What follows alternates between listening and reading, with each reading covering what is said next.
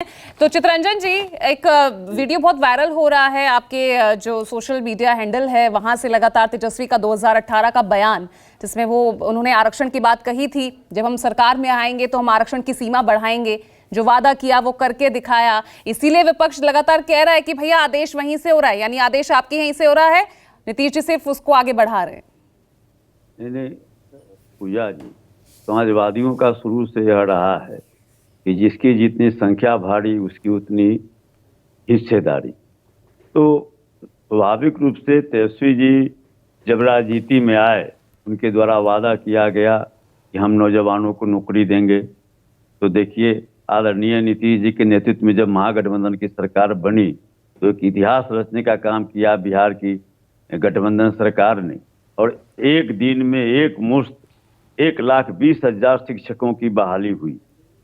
अब उसके बाद में जातीय जनगणना के लिए, ठीक है उस समय भाजपा सरकार में थी, लेकिन केंद्र में जब यहाँ से डेलीगेशन गया, सब दलीय डेलीगेशन, माननीय प्रधानमंत्री जी ने सीधे कह दिया कि साहब जो है सो आप चाहिए तो करवा सकते हैं, हम नहीं करवाएंगे राष्ट्रीय स्तर पर।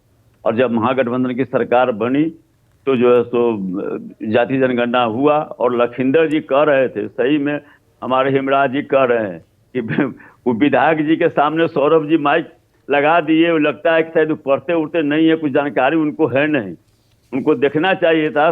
हेमराज जी ने सही कहा कि जो तो हाई कोर्ट से लेकर सुप्रीम कोर्ट तक जो है इस जनगणना के खिलाफ में रीट फाइल करने वाले कौन थे, सुप्रीम कोर्ट में किसके कौन वकील खड़ा हुए, जो तो सब सारा लोग देखा।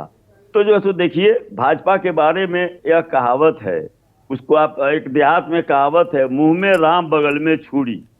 तो भाजपा का चरित्र वही है, मुंह में राम और बगल में छुरी वाली बात है, बोलती कुछ है और करती कुछ है। अब जैसे जो है सो अभी उनके विधायक कह रहे थे कि मैंने समर्थन किया।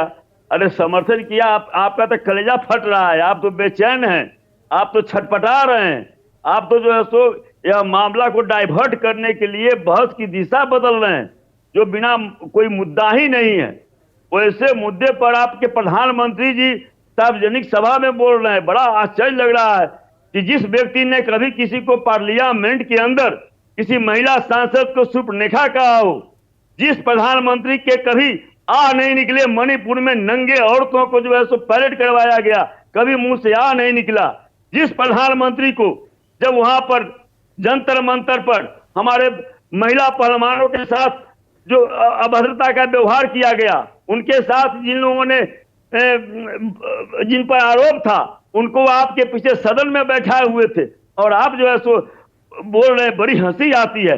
आपने बिल्किस बानो के बलात्कारियों को रिहा करके माला पहनाने का काम किया, मिठाइयां बांटी, और आप अगर महिलाओं के बारे में बोलते हैं तो जो है सो बड़ा आश्चर्य होता है। लोग समझ रहा है। तो ये लोग जो यह ऐतिहासिक फैसला हुआ और राज्य सरकार, बिहार सरकार की जो उपलब्धि हुई, जो आज एक कीर्तिमान स्थापित करने जा रहा है कि जातीय जनगणना करवाया गया और उसके अनुसार जो है सो आरक्षण का दायरा बढ़ाया गया।